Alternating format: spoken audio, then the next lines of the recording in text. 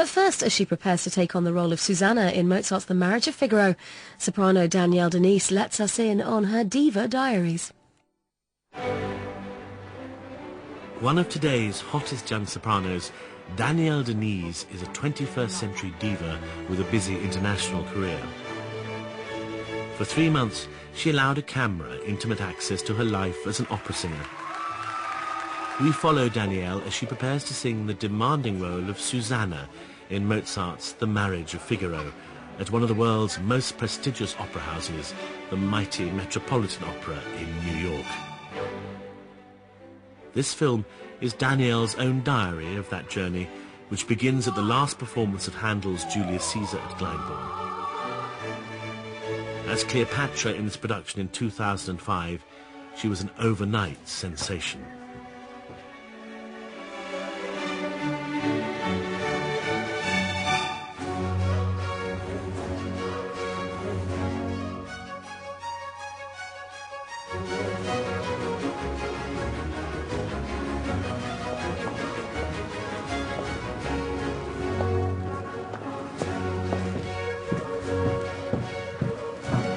Julius Caesar's dressing room.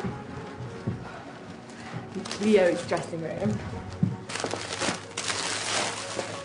And I just made this, which is a bowl of pasta. I have to eat pasta during the show because the role of Cleopatra is a singing and dancing role. And I'll be eating all of that today. Honey, my tea. I don't really need this fan. It's not very good for my throat.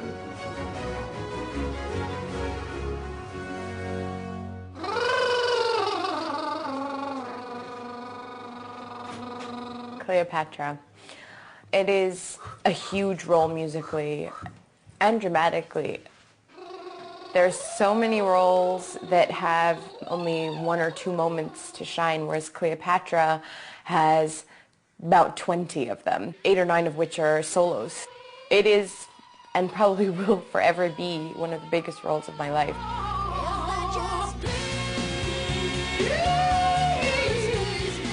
I'm listening to a song, actually a very appropriate song for singing, isn't it? It's called Breathe, and it's by Michelle Branch. The music just helps me get into that performer mode. It's like I feel like, you know, I was watching some of the Wimbledon, and you see the tennis players, and it is that sense of like, I've got to go out there, and I've got to sort of knock it out of the park.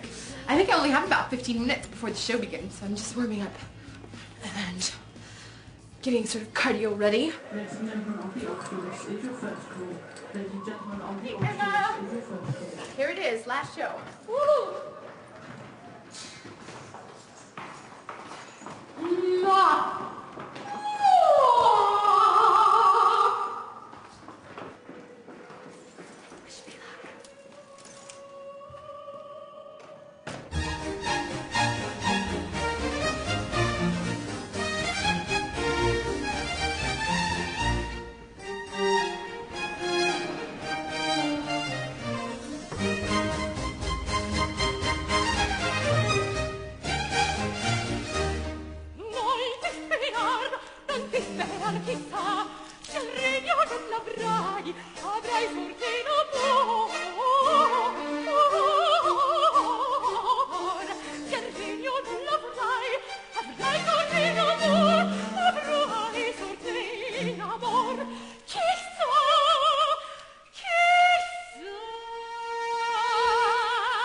This particular production was one of a kind. I mean, I say it all the time, it was really groundbreaking in so many ways. It really pushed the envelope in terms of the way we use choreography in opera. I don't think anybody was ever prepared for what they were going to see.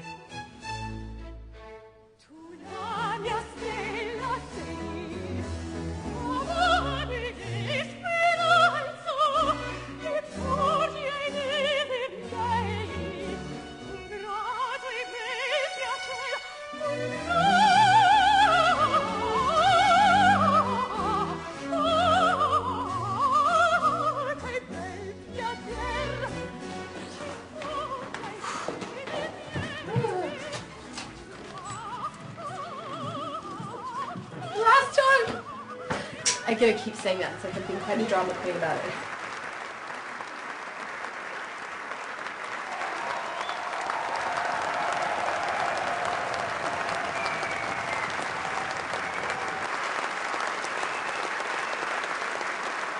The only way I can describe it with Danny is it's a package. She gives you a total package.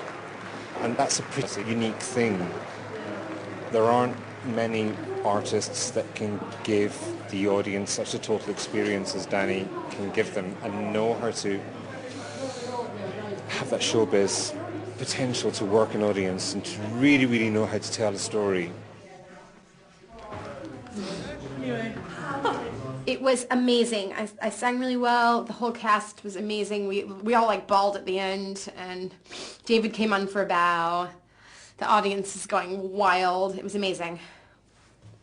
Okay, Mommy, so I love you, and I'll call you, but when I'm back home, okay?